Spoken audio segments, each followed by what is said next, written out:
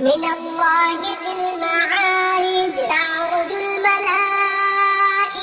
والروح إليه في يوم كان مقداره 50,000 سنة فاصبر صبرا جميلا إنهم يرونه بعيدا ونراه قريبا يوم تكون السماء كالمهل وتكون الجبال كالعهن ولا يسأل حميم حميما يبصرونهم يود المجرم لو يفتدي من عذاب يومئذ ببنيه وصاحبته وأخيه وفصيلته التي تؤويه ومن في الأرض جميعا ثم ينجيه كلا إنها لظى نزاعة للشوى تدعو من أدبر وتولى وجمع فأوعى إن الإنسان خلق هلوعا إذا مسه الشر جزوعا وإذا مسه الخير منوعا إلا المصلين الذين هم على صلاتهم دائمون والذين في أموالهم حق معلوم للسائل والمحروم والذين يصدقون بيوم الدين والذين هم من عذاب ربهم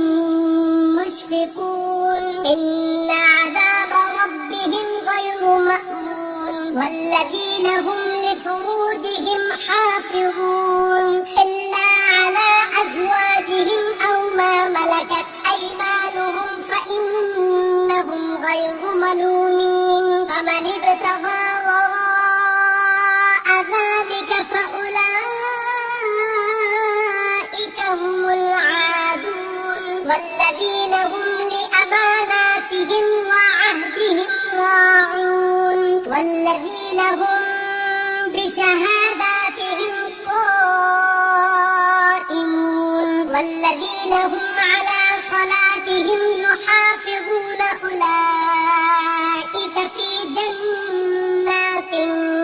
مكرمون فما للذين كفروا قبلك مهطعين عن اليمين وعن الشمال عزين أيطمع كل امرئ منهم أن يدخل جنة نعيم كلا إنا خلقناهم مما يعلمون فلا أقسم برب المشارق والمغارب إنا لقادرون على أن نبدل خيرا